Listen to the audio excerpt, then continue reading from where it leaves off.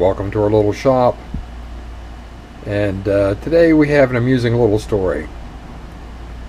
Uh, this kind of cracks me up. So it may be hard for me to contain myself here a few times, so I'll try to be careful.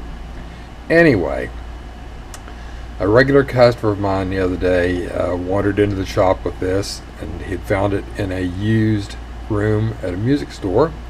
He couldn't help himself, so he picked it up. And he calls me and asks me if I know anything about the Teisco Bobcats. And I said, well, it sounds familiar, but I really don't know which one you're talking about. There's a lot of them. I said, drop it by and we'll see what we can do. So he brings it in, and something else I want to mention up here is these also have no logo on them, which is going to be really important here later in the story. So anyway, so he brings it in. We open up the case, and he said, I got this really strange look on my face. Actually, he thought I was going to tell him to get this thing out of here or whatever. But actually what he did not know was it was surprise and a flashback. The story is my first electric guitar was one of these, exactly like this one. Long story very short, I was probably about 12-ish. My father decided to take me for a ride to one of the local towns. I grew up roughly 15 miles from anything. We had one town on one side of us, another town on the other side. So one day my father decided to take his Harley and ride us into town, and he took me to one of the seedier sides of that town that was actually full of pawn shops. So we got looking around, and we found a guitar just like this one and a little True Tone tube amp for $40. It was a lot of money then, to my father especially. Then we proceeded to head back home with my new acquisitions.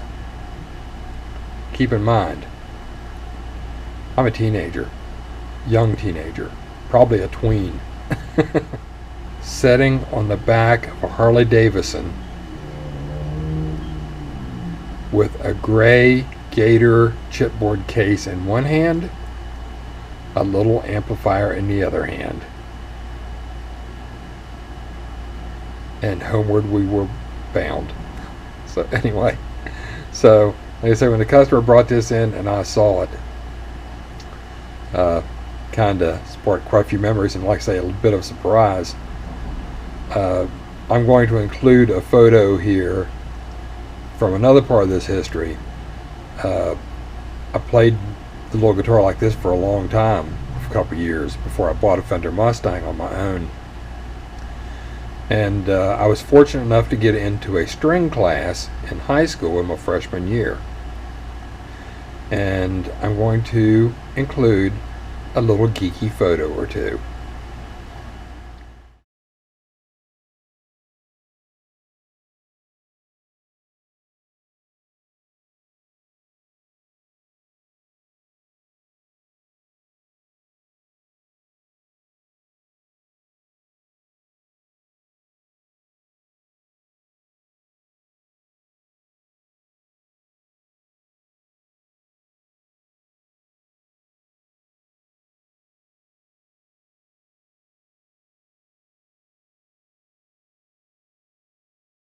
So there you go.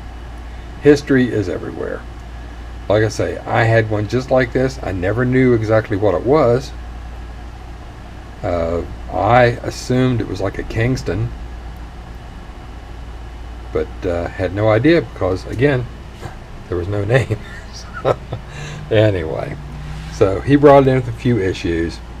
I wonder if I could get it playable for him. And he has this fetish, shall we say, for Japanese guitars. So We're going to get this thing playing as well as possible for him, and I'm going to enjoy this. If I open this up and find my initials in it with a Dymo label maker, I'm going to be upset. Anyway, so we're going to have to do a little bit of fret work. It's got some high frets, some dead spots. Electronics are a little dirty, but we're going to get this cleaned up for him. Before we get too involved here, there's something else I want to mention. If you take a look at these little nuts back here, it's holding the string retainer on. Both those were missing. And in a late evening pilferage at the local hardware store, I was able to actually come up with two 4x70 metric stop nuts. It's supposed to have actually acorn nuts on it, but these look kind of close. They didn't have any acorn nuts the same size, but this will work. So for any of you guys out there that need nuts for the string retainers, that's what size they are. Number 4, 70 pitch.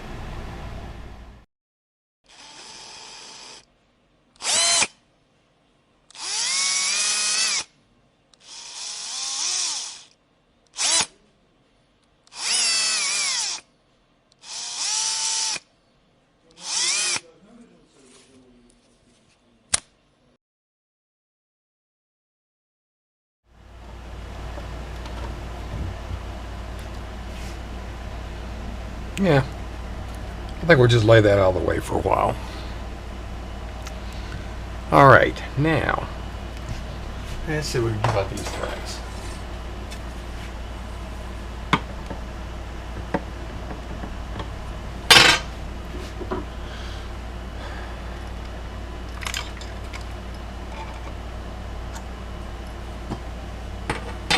Truss rod was almost loose.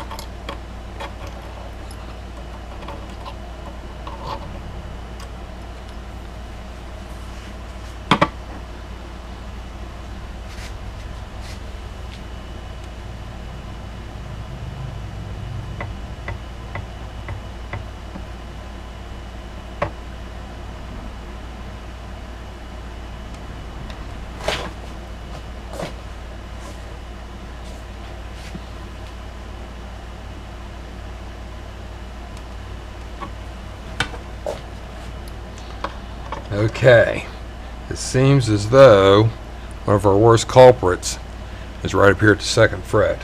So let's slide it back here a little bit.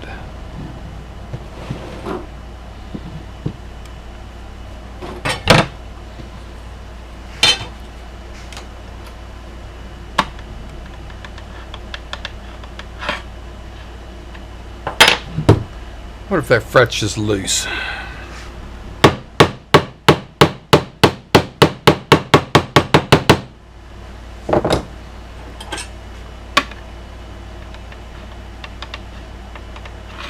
Well, that helped a little bit, didn't get it. Okay. Bring on the tools.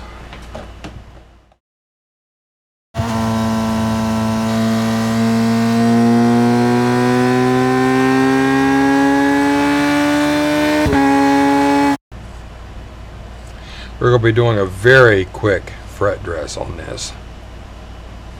We're going to get it playable, and that's about it.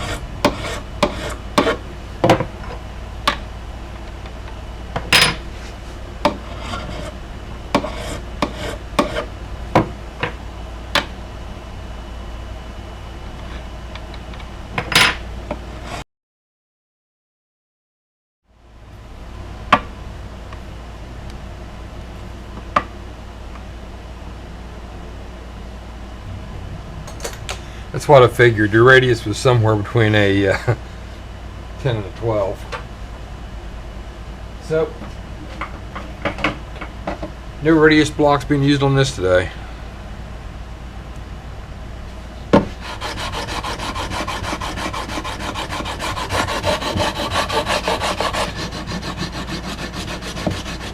I was actually hoping the first fret was a little high, because the nut seemed to be a little low.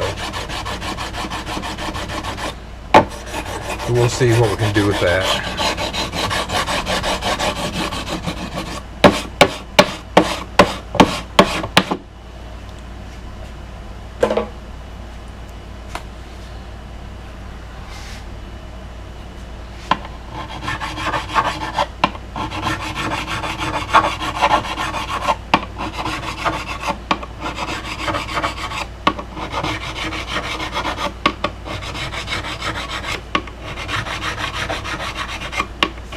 Like I say, this is a very minimal fret dress.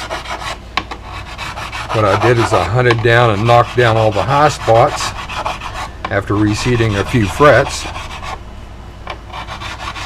And right now I'm just giving a rough crown to all of them, especially the ones I flattened off and I had to level a lot.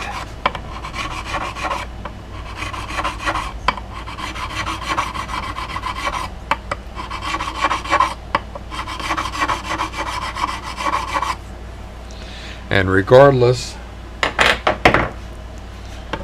of how primitive this fret dress may be, it's going to be better than what was on it to start with.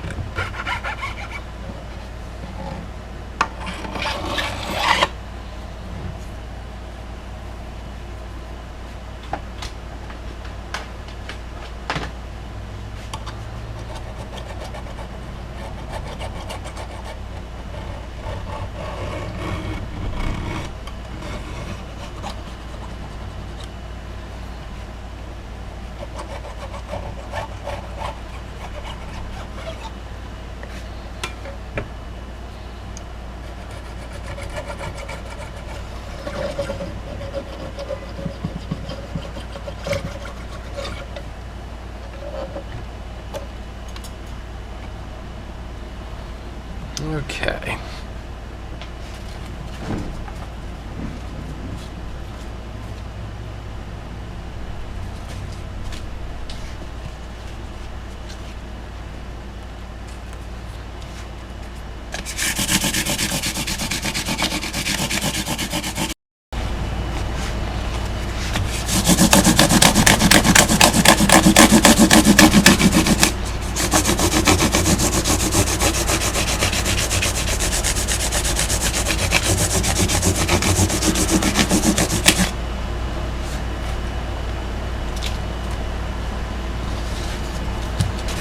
This is a lot different than spending hours shaping and filing frets for my really good fret dresses, or refrets or whatever.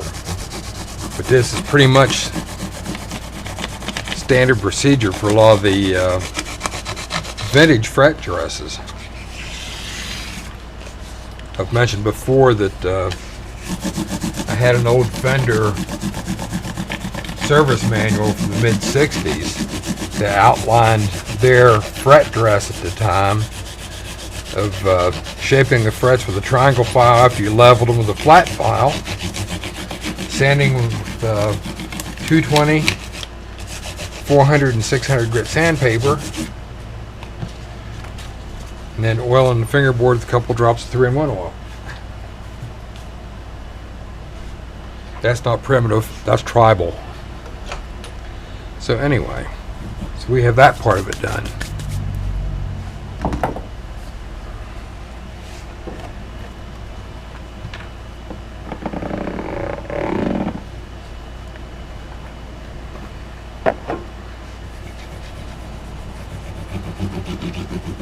And yes, that was lemon oil. You guys that think it's gonna make frets come loose and all that, I've been using this stuff for years. It doesn't do nothing like that. Too much form talk. If you have frets come loose because you've used lemon oil, you've got bigger problems than lemon oil. Okay. Let's slide back up here. Let's get our controls and our output jack cleaned. Go from there.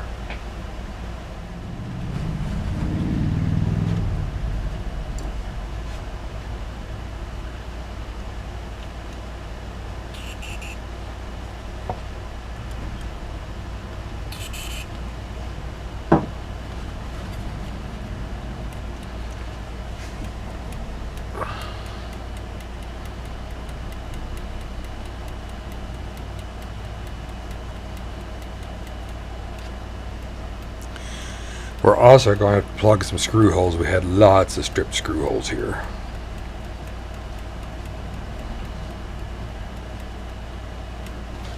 Okay, that takes care of that. Now, I'll show you another little trick. Something I've done forever. I use a piece of 1000 grit sandpaper rolled up around a Phillips screwdriver.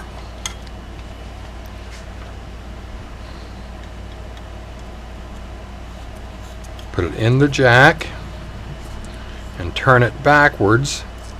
The paper will expand. It'll burnish the contact. And if you look, we've got a real nice, pretty, clean ground connection there on the jack.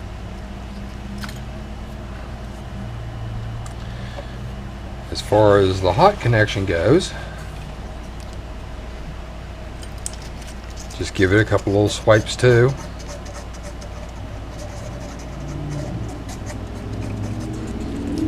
And we have a clean jack. Something I noticed here,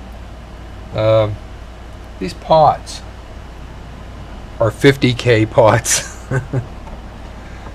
I wonder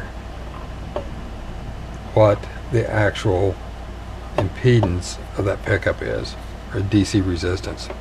I bet it's very low. Piece of stock wire stuck to it. And by the way, there were no Dymo label maker names inside this guitar, so it's cool.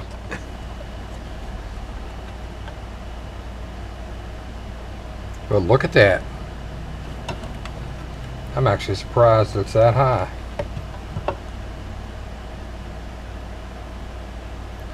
The resistance to pickup is 4.63K, almost 5K. That surprises me. I expected to see about 2 or 3. So, anyway.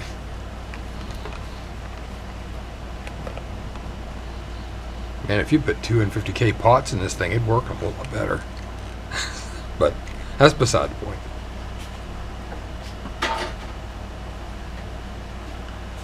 So, we've got that taken care of. We got to plug some holes. But while we're here, me and my 409 are going to wipe some of this stuff off.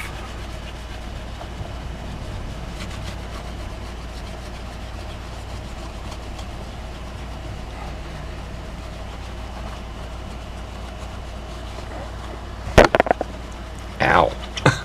Sorry.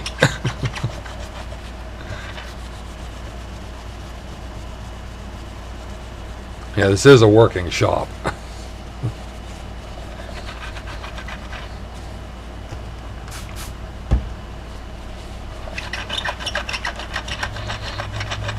It's not built for video production.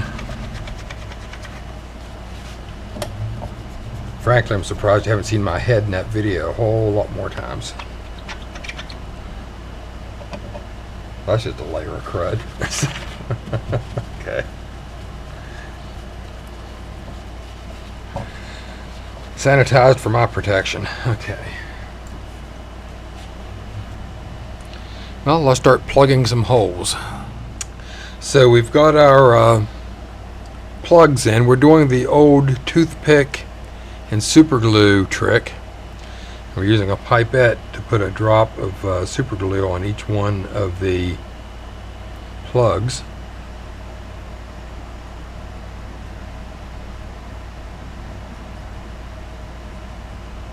That'll soak in and not cause any problems whatsoever.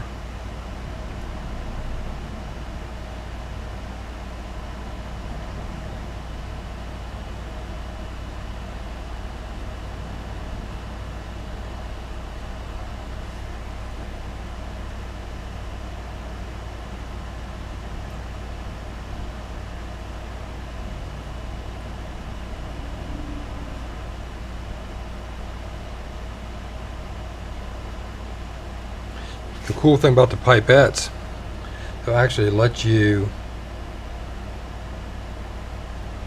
remove any excess super glue that you have on there. A little drop on there, a little bit extra. You can just suck it right back up in there.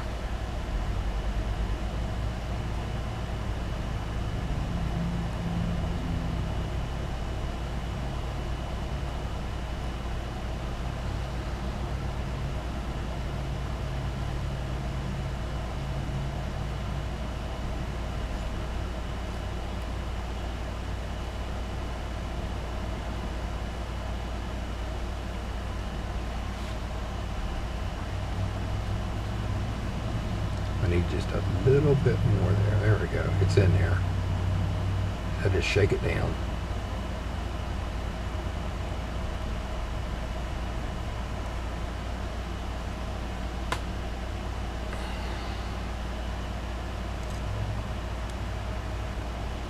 Okay. And we'll let that dry. Let it soak in and dry good. Unless that's already dry. We don't want to glue our screws together.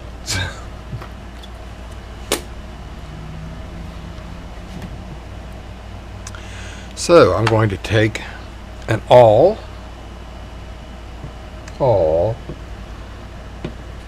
and open these up just a little bit.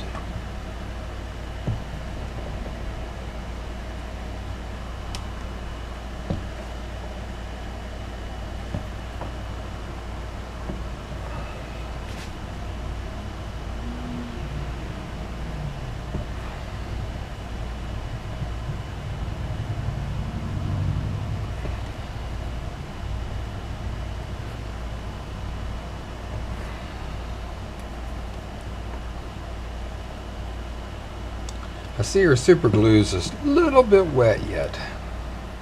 So instead of using any accelerator or anything, I'm just going to set this aside for the night. It's almost quitting time anyway.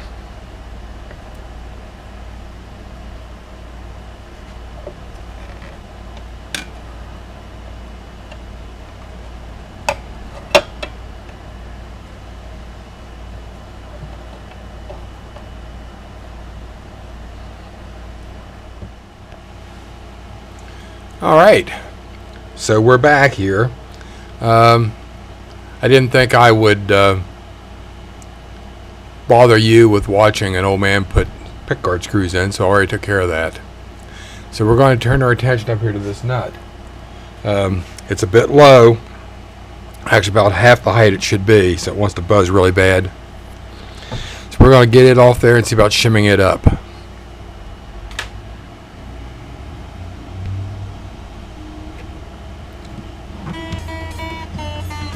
Looks like the tuner is going to need some work too.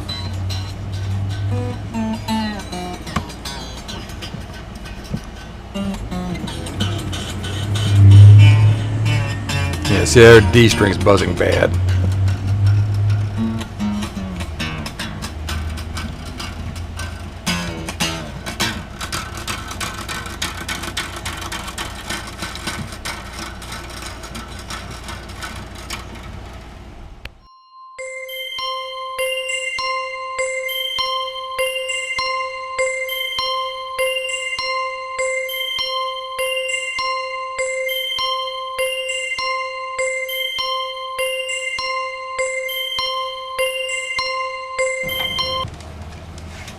just get these off here and out of the way.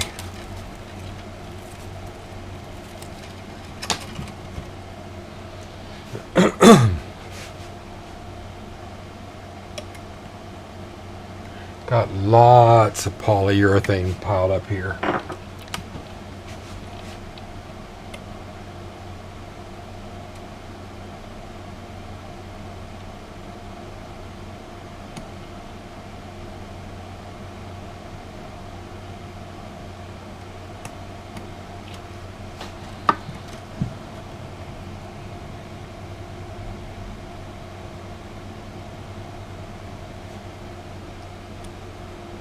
Yeah, we can safely say that nut's never been off.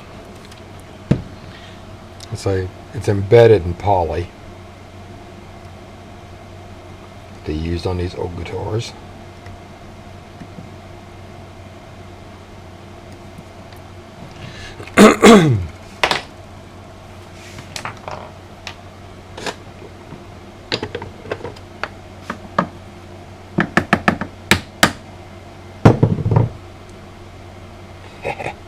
Okay, nuts off.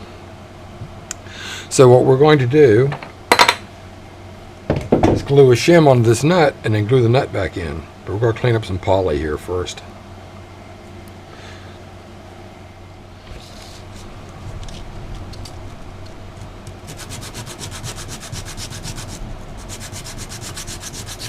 Use a little 120 grit here to knock some of this off.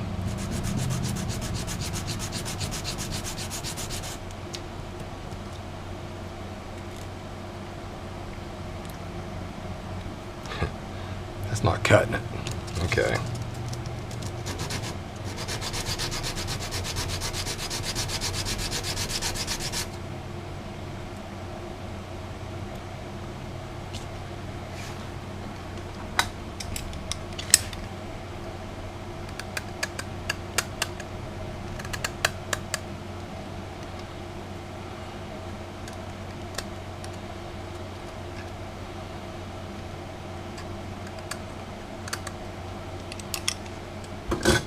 That'll help.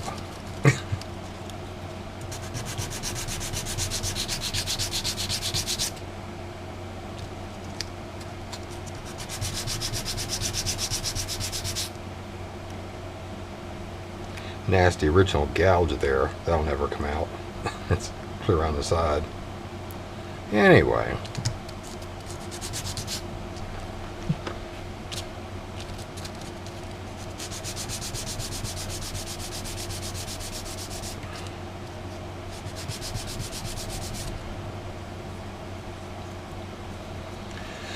Follow that little quick 220, we're good.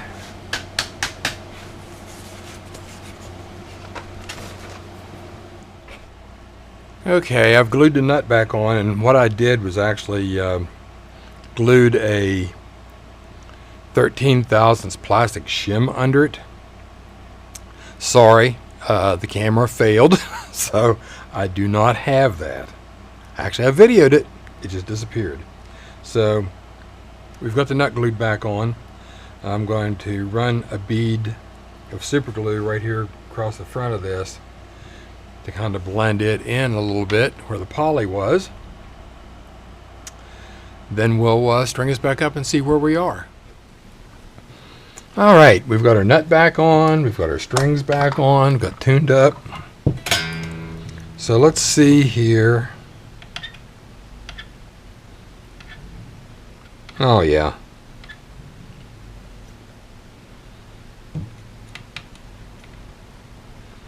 Big difference. So we need to trim that up a little bit. So we'll get our nut files and file these nut slots a little. I've drugged my old nut files out because they don't cut very well. And this is a hollow plastic nut. I don't want to cut too much.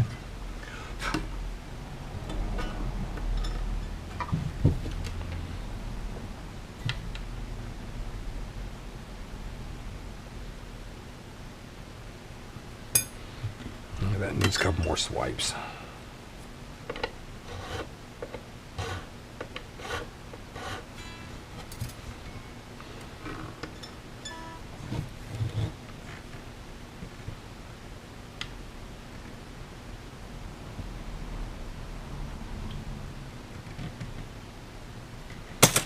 And a couple more.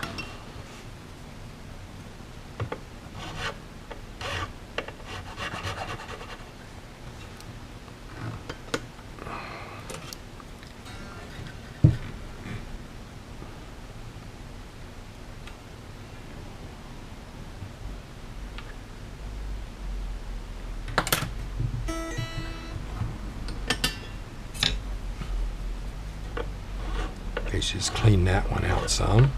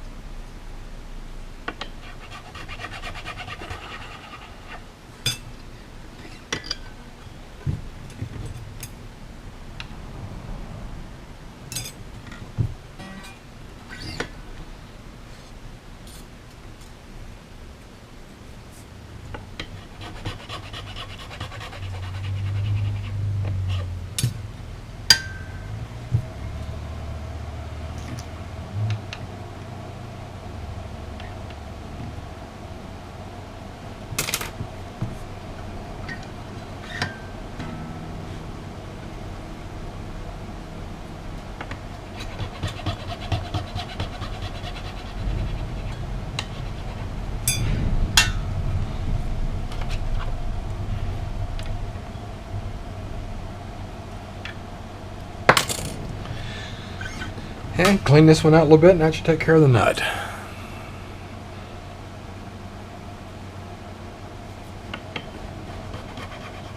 Make sure they're angled right. All right, there.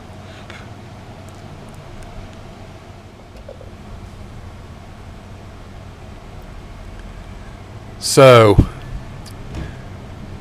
we have the guitar tuned back up. We've got the action all set. The nut's been cut right. The truss rod is set. We're running out of things to do. So we're going to turn our attention to these tuners. So we're going to need a couple of tools. We're going to need some oil. Going to need some thread lock.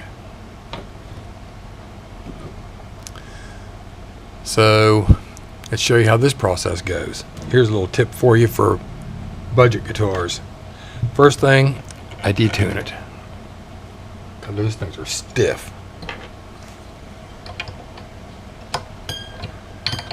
Reminds me of another story from my youth. I remember one of my 6th grade classmates. I'd gone to his house for the evening to hang out a little bit and, you know, play guitars a little bit. And he was trying to tune his guitar, and he couldn't turn the tuner with his fingers. So he just set the guitar on the floor, grabbed the tuner with his teeth, and went at it. Yeah, the things we did. So anyway.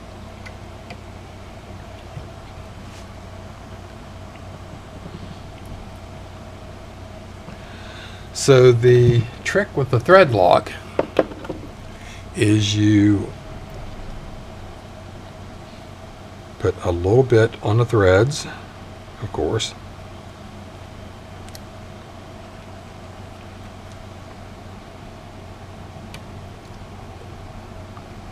Put the screw back in.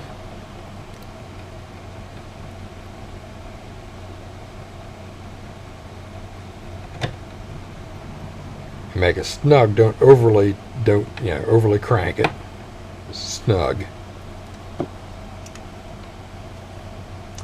do a drop of oil here, a drop of oil here, and a drop of oil here.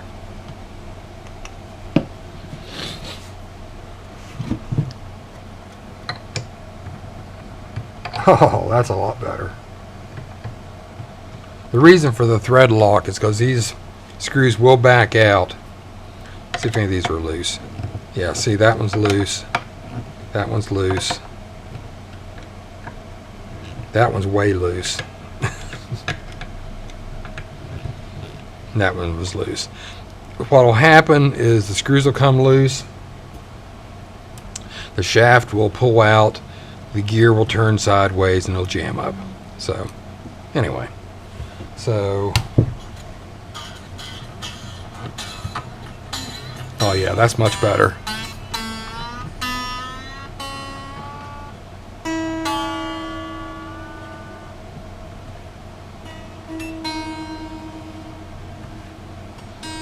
Okay, so I'm going to do that to the other 5.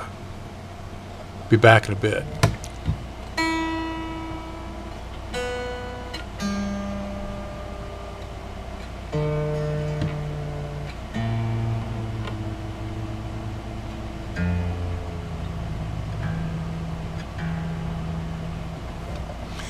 Okay, we're running out of things to do here. I do have one final thing to take care of. If you notice here, the high E string is way over here on the neck, and the low E string is almost falling off, so out of line with the neck. And we also have built-in tremolo. So we need to fix that. So we're going to line up this neck and get that solidified here. Hopefully you can see here the strings are lined up much better. That was accomplished by using 2 pieces of shim stock, a 13/1000 piece back to about here, and a 7/1000 piece for the length back to about here. Just tightened up our neck joint.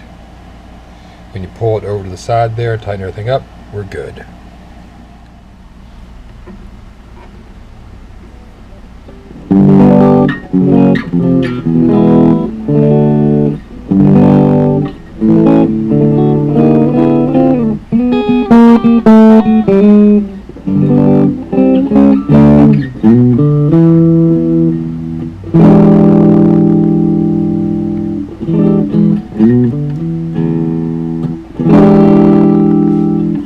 Well, there we go.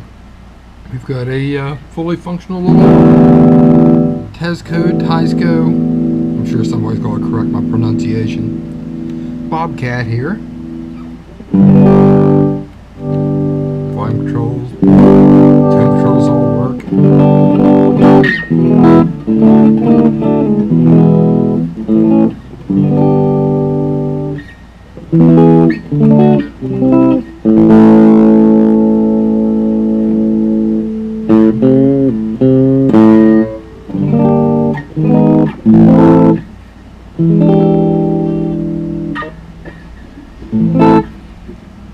But anyway, there we go. A couple hours of work. This brings up something else that I've mentioned time and time again. A very simple guitar like this, like I say, it was a perfect guitar for me to start out on because it taught me several things that I wouldn't have learned otherwise. With a simple guitar like this, like 1 pickup, 2 knobs, you got to focus on what you're doing. I learned various things like picking closer to the bridge or farther forward to get brighter or darker. I even configured a figure 8 strumming pattern back here years ago that actually kind of sounded a bit like a phase shifter. Yeah, you can strum back here, you can strum up here and do a figure 8, and you could actually hear the tone change that you picked. So anyway, little things like that you learn to do. People have asked me a lot of times what I recommend for a guitar for a beginner, and I have to say something simple. You don't need a whammy bar, you don't need 3 pickups, you don't need all that when you're learning. Something basic to focus on playing and learning techniques will go a long way. Like I say, learning pick attack, how to use controls, pick placement. There's a lot of things that you can learn with a simple guitar. This philosophy is not unlike the concept used in another company's beginner's instrument, which happens to be one of my favorite guitars. Keep it simple, it always rocks. So anyway, but there we go. So that is our little Teisco Bobcat. So there we go. And in a word of passing, speaking of passing, recently had a long time customer pass, and I remember the last conversation we had in here. He was following the videos, and he was got quite a bit of amusement out of the closing on the videos, because he says sometimes you can just hear it in my voice, the variations in the play nice. So anyway, in closing this video out, I hope you've enjoyed it. Thanks for watching, and Nick, this is for you. Play nice.